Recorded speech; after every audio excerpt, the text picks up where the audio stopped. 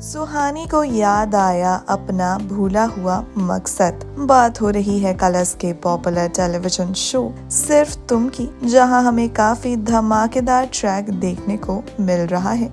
जैसा कि हम सब जानते हैं कि रणवीर और सुहानी जो है दोनों एक ही अस्पताल में काम कर रहे हैं, और ये देखकर सुहानी शॉक हो गई कि रणवीर जो है अब उसका सीनियर है और अब सुहानी को उसके अंडर काम करना होगा। वहीं ये सोचकर और ये समझकर सुहानी काफी ज्यादा स्ट्रेस्ड हो जाती है। पिछले एपिसोड में हमने देखा था कि इसी वजह से, क्योंकि बहुत ज्यादा परेशान होती है सुहानी, वो अपने घर वालों के पास जाती है और अपने घर वालों को ये बात बताती है और बहुत ज्यादा रोती भी है। सुहानी इमोशनल होती हुई नजर आती है, जिसके बाद उसके पापा इस बात को समझते तो हैं, लेकिन सुहानी से कहते हैं कि तुम किसी की वजह से अपना मकसद नहीं भूल सकती हो, तुम्हें काम करना है। और सुहानी के पापा यहाँ उसे बहुत ज्यादा मोटिवेट करते हैं काम करने के लिए और रणवीर को भूल जाने के लिए। जिसके बाद सुहानी को अपना मकसद याद आता है कि उसे एक डॉक्टर बनना है और उसे अपनी जिंदगी जो है जीनी है, अपने सपने पूरे करने हैं। और अपने पापा की इस मोटिवेशन से सुहानी काफी ज्यादा खुश हो जाती है और वो अपने पापा को थैंक यू भी कहती है, उसे ये एहसास दिलाने के लिए और उसे अपना मकसद एक बार फिर याद दिलाने के लिए।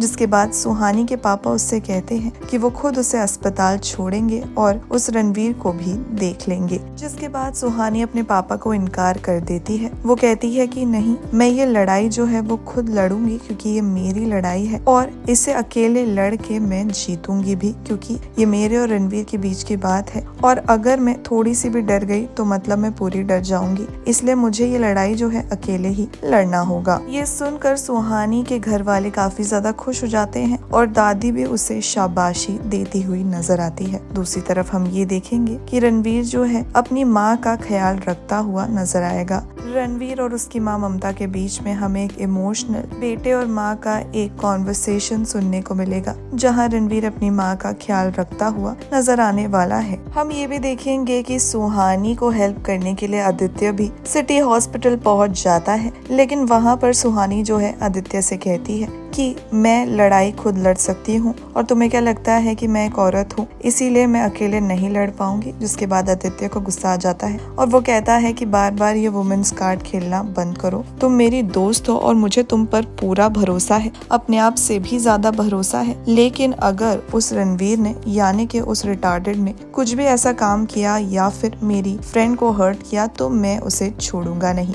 यहाँ आदित्य फिर एक बार अपने एक मजाकिया मोड में नजर आएगा और सुहानी को हंसाता हुआ नजर आएगा। आगे एपिसोड में हम देखते हैं कि सुहानी हॉस्पिटल में काम कर रही होती है और यहाँ पर रणवीर उससे एक एक बात का बदला लेता हुआ नजर आता है, उससे रूडली बात करता हुआ नजर आता है। वो सुहानी से पूछता है पेशेंट का फाइल किधर है। जिसके बाद सुहानी एकदम चुप रह जाती है और पियोन उसे फाइल देकर चला जाता है और रणवीर सुहानी को बहुत सुनाता है कि तुम तो कॉलेज की टॉपर हो, तुम्हें ये भी नहीं पता, तुम्हारे कॉलेज में ये भी नहीं सिखाया हुआ है कि फाइल जो है पहले ही रेडी रखनी चाहिए पेशेंट की। यहाँ पर सुहानी रणवीर से कुछ नहीं कहती है और रणवीर कहता है कि नेक्स्ट टाइम ऐसा नहीं होना चाहिए। हम ये देखते हैं कि सुहानी ने ये डिसीजन तो ले लिया है रणवीर के साथ काम करने का, लेकिन ये बहुत टफ डिसीजन है क्योंकि रणवीर जो है इजीली मानने नहीं वाला और सुहानी को एक बहुत ही टफ टाइम देता हुआ नजर आएगा।